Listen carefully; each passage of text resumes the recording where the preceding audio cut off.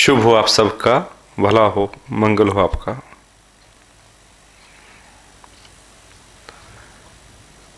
प्रश्न ये है, लक्ष्य को कैसे पाएं? How to achieve the goal. बहुत सुंदर भावना है भाई। गोल तो सामने है, इसका मतलब तभी तो पाना चाह रहे हैं। बहुत से लोग ऐसे हैं जिनके सामने गोल ही नहीं है। तो आप कितने लकी हैं अगर आपके सामने गोल है।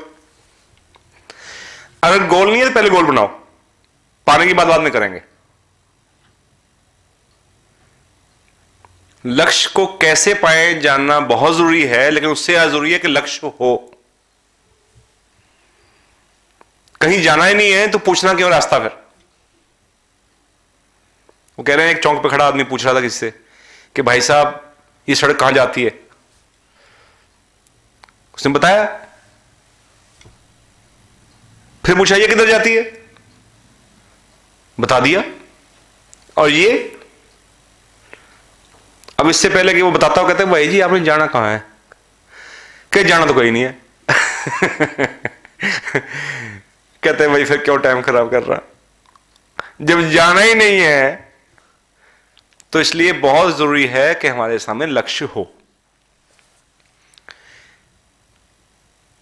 और दूसरी बात, लक्ष्य को कैसे पाएं, उसके कुछ फिर स्टेप्स हो सकते हैं, कुछ इंपॉर्टेंट बिंदु हो सकते हैं उसके। पहला यह है कि लक्ष्य के प्रति आपके अंदर गहरी आकांक्षा हो। विलिंगनेस बहुत जरूरी है। चाह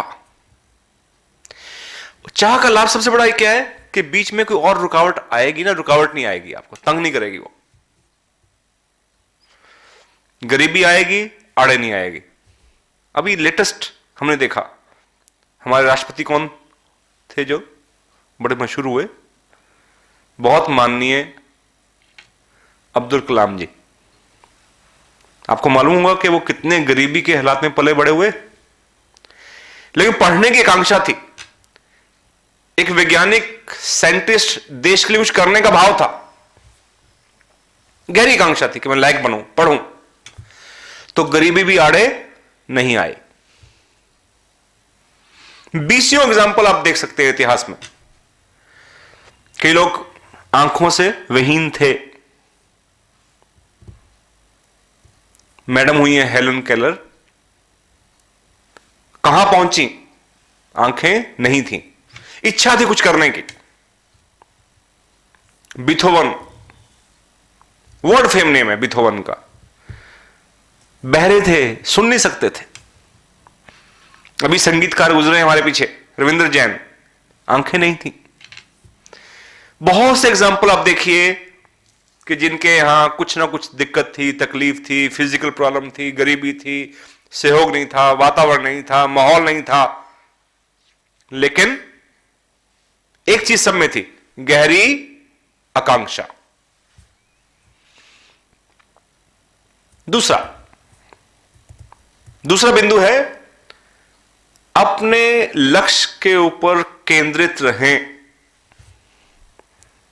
लक्ष्य बना लिया, कभी कभी देख लिया लक्ष्य तो मेरा ये है, कभी कभी व्यू कर लिया उसको, ऐसे नहीं। रिमेन फोकस्ड, सारी एनर्जी वहीं लग जाए।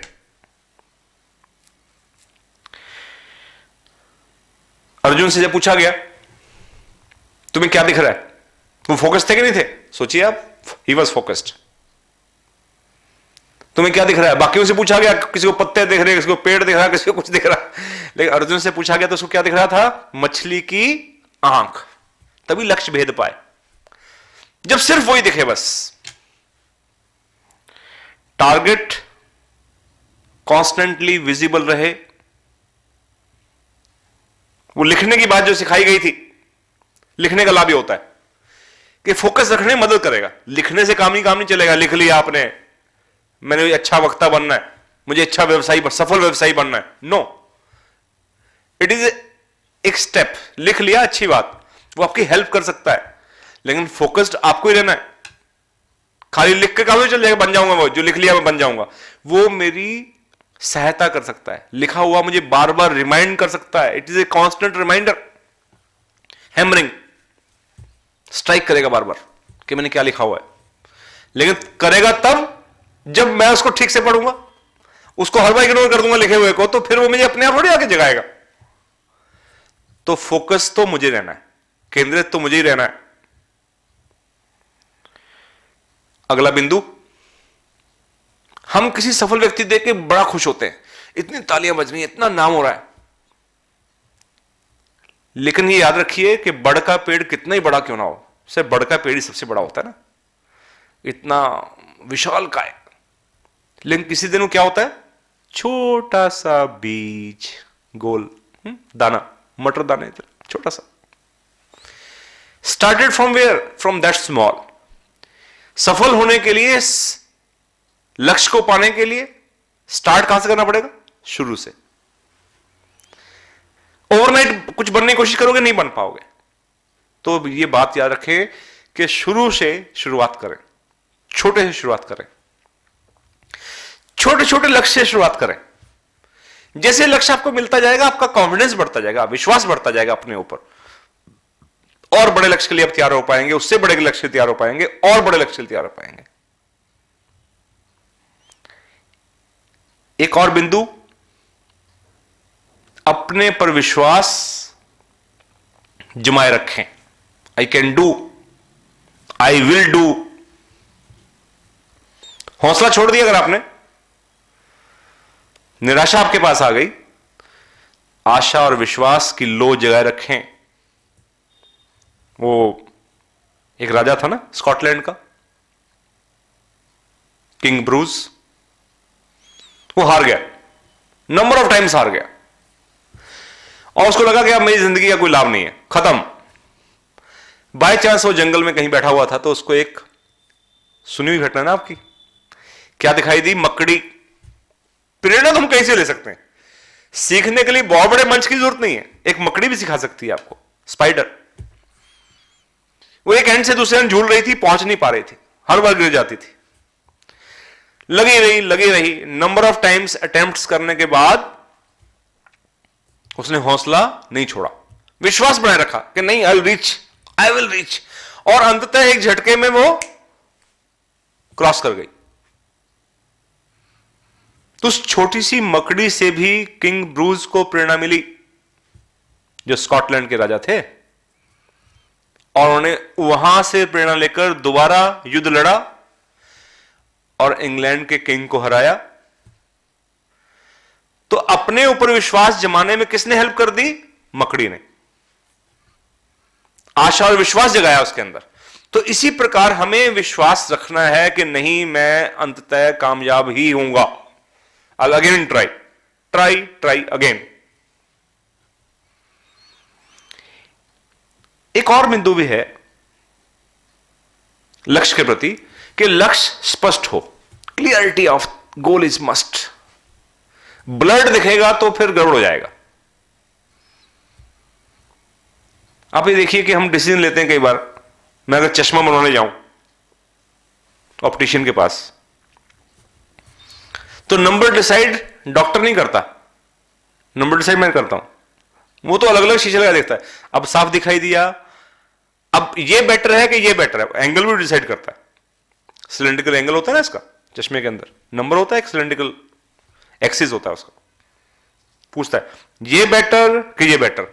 अब मैं अगर लूज हूं, I am not clear about it, और मैं कुछ ही बोल दूं जो ठीक नहीं, उसको कह दूं हाँ ठीक है, स्पष्ट मुझे दिख नहीं रहा, मैं हाँ कर रहा हूं, तो चश्मा किसका गलत बना, मेरा। लॉस किसको हुआ, मुझे। गलती मेरी थी ना, नहीं थी ना, कि थी मानना मुश्किल है, चक्कर तो है ना। हम कहते हैं नहीं, ऑप्टिशियन ने गलत कर दिया। आमतौर पे ऑप्टिशियन जानबूझ के, उसको क्या स्वाद आएगा एंगल चेंज करने में, नंबर चेंज करने में। मोस्ट ऑफ द टाइम्स वो गलती नहीं करता, हम ही स्पष्ट नहीं हो पाते कि मुझे कहां बेटर दिख रहा है। अपना गोल खुद ही पता नहीं होता। तो क्लैरिटी ऑफ गोल, लक्ष्य का स्पष्ट होना बहुत जरूरी है, नहीं तो गलत निर्णय लेकर गलत जगह पहुंचने के चांसेस बढ़ जाएंगे। एक बिंदु और, जानकारी जुटाने में कभी पीछे ना हटें। Gather information, proper information, maximum possible. किसी लक्ष्य को पाने के लिए दूसरों के अनुभवों से सीखें, दूसरों के एक्सपीरियंस से सीखें, और जितनी जानकारी मिल सकती हो यहां से जानकारी जुटाएं, समझें बात को। लेकिन हमारी ईगो कई बार आगे आती है ना, क्यों पूछूं, कैसे पूछूं, मेरी क्या शक्ल बनेगी। कहते हैं किसी भी क्षेत्र में ज्ञान अगर नहीं है तो पूछने के लिए कितनी बार दिक्कत होती है? सिर्फ एक बार। बेइज्जती अगर होगी आपकी। अगर मैं टीचर हूं, क्लास को पढ़ा रहा हूं और किसी बात का जवाब नहीं आता, मैंने किसी विद्यार्थी से पूछ लिया, मान लो किसी साथी से पूछ लिया, किसी सीनियर से पूछ लिया, कहीं से पूछ लिया, तो कितनी बार पूछना पड़ेगा? एक बार। और नहीं पूछा और गलत पढ़ाता रहा तो हर बार फेस होगी प्रॉब्लम, हर बार नीचे देखना पड़ेगा, मन को चोटेगा कि मुझे पता नहीं है, मुझे पता नहीं है। इसलिए पूछने से, समझने से गुरेज ना करें। और काफी हद तक अब तो इंटरनेट पे भी चीजें अवेलेबल हैं, बहुत सी चीजें अवेलेबल हैं, सिर्फ आपको सर्च करने का पेशेंस चाहिए, आइडिया चाहिए। तो try to gather information as far as possible, ज्ञान के क्षेत्र को बढ़ाएं ताकि लक्ष्य के प्रति आपको एक बेसिक ब्रॉड आइडिया लग सके, क्या करना है, कैसे करना है। एक बिंदु और बड़ा जरूरी है, जिंदगी में चीजें वही मिलती हैं जिनके लिए आपके दिल में जुनून होता है। Have passion for it. कई लोग सेवा कर पाते हैं, कई नहीं कर पाते, देखा आपने? कौन कर पाते हैं? जिनके अंदर पैशन फॉर सर्विस। कई खाना अच्छा बना पाते हैं, कई नहीं बना पाते। किसी क्षेत्र में देख लीजिए आप, देखिए कईयों में पढ़ाई का पैशन होता है, कईयों में बिजनेस का पैशन होता है, जुनून होता है कि नहीं मुझे करना है, और मिलता उसी को है जिसके अंदर जुनून होता है। जुनून होगा तो थकावट भी नहीं होगी, जुनून होगा तो बोर भी नहीं होंगे, ये शब्द नहीं होंगे। किसी काम को करते हुए आप बोर हो जाते हैं, इसका मतलब आपके अंदर जुनून नहीं है, पैशन नहीं है। अगर थक जाते हैं इसका मतलब आपके अंदर पैशन नहीं। हम कई बार ड्राइविंग करते थक जाते हैं ना, आमतौर पे ड्राइविंग का पैशन नहीं होता। कई लोग थोड़ा घूमने जाएंगे, साइट सीइंग पे, कहीं झील के किनारे, कहीं और, वो थक जाएंगे, थोड़ी देर बैठो बैठो बैठो बैठो, क्योंकि उनके अंदर कुदरती दृश्य को देखने का जुनून ही नहीं, प्यार ही नहीं उसके लिए, खिंचाव नहीं उसके लिए। जहां पैशन है, जहां जुनून है, वो कई लोग कहते भी हैं किसी काम को, अच्छे काम करते हुए, ना असी थकिए ते ना असी अकिए। थकना और अकना, अकना मतलब बोर हो जाना, तभी है जब हमारा उस चीज से पूरा लगाव और जुनून हमारे अंदर नहीं। तो गोल को पाने के लिए हमने बहुत सी चीजें, बहुत से बिंदु सोचे, उसमें से एक बड़ा महत्वपूर्ण बिंदु यह है कि लक्ष्य को पाने के लिए हमारे अंदर क्या होना चाहिए? जुनून की हद तक जाना पड़ेगा। एक और बड़ा अच्छा बिंदु है जिस पे हम विचार कर सकते हैं, 3D प्रिंसिपल, 3D। डिटर्मिनेशन, संकल्प। लक्ष्य हमें पता है, संकल्प ले लीजिए कि मुझे इसको करना है। सेकंड डी, डेडिकेशन, समर्पित हो जाइए उसके लिए। और तीसरा डी, डिसिप्लिन, अनुशासित हो जाइए। जो लाइफ में डिसिप्लिन नहीं है उसको लक्ष्य नहीं मिलेगा। डेडिकेटेड नहीं है तब भी लक्ष्य नहीं मिलेगा। डिटर्मिनेशन नहीं है तब भी लक्ष्य नहीं मिलेगा। तो तीनों डी का ख्याल रखने वाला है, डिटर्मिनेशन, डेडिकेशन और डिसिप्लिन। एक काम और करने वाला है, एक बिंदु और इस पे विचार करने की जरूरत है, इंट्रोस्पेक्शन, आत्मनिरीक्षण। शांत मन से बैठकर विचार करो, टाइम निकालो कि मैं दिन प्रतिदिन जो काम कर रहा हूं, जैसा मैं जीवन जी रहा हूं, जो मेरी एक्टिविटीज हैं, ये मुझे मेरे लक्ष्य के पास ले जा रही हैं, ये लक्ष्य दूर जा रहा हूं। ये इंट्रोस्पेक्शन बहुत जरूरी है। जब मैं लक्ष्य के पास ही नहीं जा रहा हूं तो लक्ष्य मिलेगा कैसे? इंट्रोस्पेक्शन कीजिए, आत्म विश्लेषण कीजिए, मेरी गतियां ऐसी हों जो मुझे लक्ष्य के नजदीक ले जाए। मैं खुश रहना चाहता हूं, ये भी लक्ष्य हो सकता है, I want to be happy. लेकिन मुझे स्वाद निंदा में आता है, चुगली में आता है, बदले के भाव से कार्रवाई करने में आता है। ये पीस के एंटी हैं कि मैं लक्ष्य के नजदीक पहुंच पाऊंगा, खुश रह पाऊंगा, नहीं रह पाऊंगा। दुखी करने वाली चीजें हैं। आग के पास बैठकर मैं कहूं कि ठंडक नहीं आ रही, पॉसिबल नहीं है। अगर मैं खुश रहना चाहता हूं तो खुश रहने के नियम पूरे करने होंगे, देखना मैं पहले से खुश हुआ कि नहीं हुआ। नहीं हुआ तो कोई नियम टूट रहा है। मैं सेहत हासिल करना चाहता हूं, देखो सेहत के नजदीक हुए नहीं हुए, नहीं हुए तो उसमें कोई नियम टूट रहा है, लक्ष्य के नजदीक नहीं जा पा रहे हैं। और last but not the least,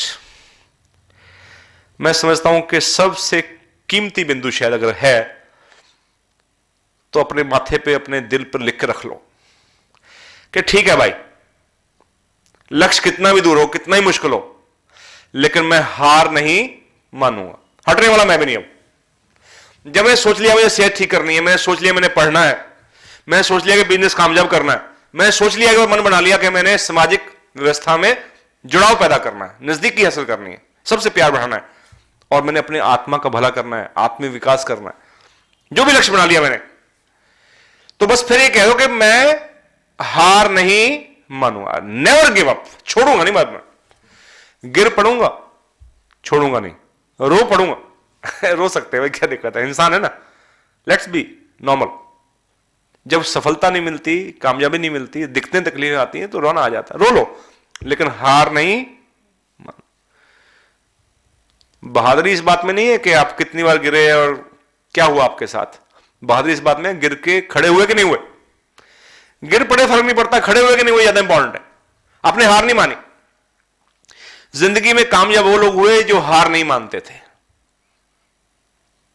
Albert Einstein का नाम हम सबने सुना है। आपके बारे में बड़ा फेमस है बात कि 4 साल तक की उम्र तक आप बोल नहीं सकते थे, और टीचर्स ने कह दिया था it is a gone case, ले जाओ, ये जिंदगी में कुछ कर नहीं सकेगा। कुछ किया जिंदगी में उन्होंने? हां, इतना किया कि बच्चे बच्चे उनका नाम मालूम है। नोबेल प्राइज मिला उनको साइंस के क्षेत्र में। ऐसे वैज्ञानिक हुए, वर्ल्ड फेम पर्सन आइंस्टाइन। कैसे? हार मान ली उन्होंने? हार नहीं मानी, नेवर गिव अप। एडिसन ने जब बल्ब का आविष्कार किया, सफल हुए, उससे पहले 1000 अटेम्प्ट किए जिसमें बल्ब नहीं बना पाए।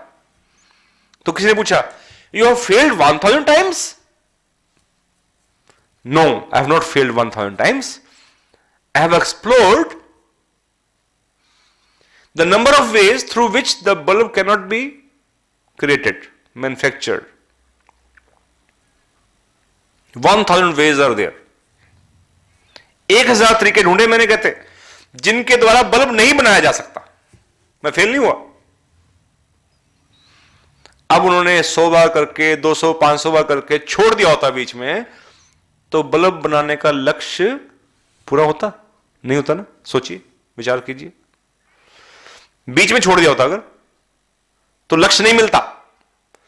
उन्होंने ये हृदय में धारण कर लिया था कि मैं हार नहीं मानूंगा। कब तक? जब तक कि लक्ष्य मिल ना जाए। सिंपल। माइकल जॉर्डन 6 बार NBA चैंपियन रहे। वर्ल्ड में बास्केटबॉल का शायद ही कोई खिलाड़ी होगा जो उनके नाम से परिचित ना हो। जब वो हाई स्कूल में थे तो बास्केटबॉल की टीम सिलेक्ट हुई, उसमें उनका नाम नहीं आया, रिजेक्ट कर दिए गए। He was rejected from school team even. लेकिन वर्ल्ड फेम का खिलाड़ी कैसे बन गए? रोए नहीं क्या वो? रोए, घर गए, कमरा बंद किया, कुंडी लगाई और जोर जोर से रोए, लेकिन फिर भी क्या नहीं किया? हार नहीं मानी, और अंततः वर्ल्ड के टॉप प्लेयर बने बास्केटबॉल के। एमिनेम 13 बार ग्रामी अवार्ड विनर रहे और 90 मिलियन उनकी वो एल्बम बिकी हैं। रैप सिंगर, शायद ही कोई ऐसा सिंगर हो जो रैप में इंटरेस्टेड हो या श्रोता लिसनर जो उनके नाम से परिचित ना हो। हुआ क्या था उनके साथ? बचपन से हीरो थे क्या वो? नहीं, स्कूल छूट गया, हाई स्कूल छूट गया, निकाल दिए गए। ड्रग्स और गरीबी से बचपन भरा हुआ था, स्ट्रगल किया और इतनी निराशा उनके जीवन में आ गई कि उन्होंने एक बार आत्महत्या का भी प्रयास किया, सुसाइड। सक्सेसफुल नहीं हो पाए, कामयाब नहीं हुए, लेकिन फिर भी ले देकर एक चीज नहीं की, फिर खड़े हुए और अंततः हार नहीं मानी और वर्ल्ड के टॉप सिंगर्स में नाम लिखवा लिया। वॉल्ट डिज्नी हर बच्चा जानता है, मिक्की माउस बड़े नहीं जानते, बच्चों को पूछ लीजिएगा मिक्की माउस क्या चीज है, वो हंसेंगे, पापा बाबा जो भी हम हैं उनके भाई तुम्हें पता, डिज्नी माउस नहीं पता?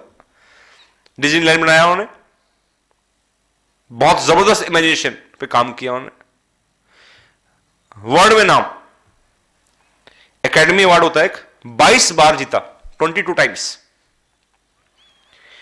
कहते हैं कि जब वो एक न्यूज़पेपर एजेंसी में काम करते थे यंग एज में, तो उनको नौकरी से निकाल दिया गया, गेट आउट। क्या कह के? कि तुम्हारे पास कल्पनाशीलता की कमी है, इमेजिनेशन की, और तुम्हारे पास ओरिजिनल आइडिया नहीं है, कोई नया विचार तुम्हारे अंदर नहीं। तो वो वर्ल्ड में सबसे बड़ा कल्पनाशीलता का वर्ल्ड तैयार कर गया डिज्नीलैंड। और मिक्की माउस की स्टोरीज बनाई उन्होंने, जो काम किया उसके ऊपर, उसके लिए वर्ल्ड फेम का आदमी बन गए, क्योंकि उन्होंने हार, एक चीज कॉमन है, हार नहीं मानी। इब्राहिम लिंकन को देखिए अगर आप,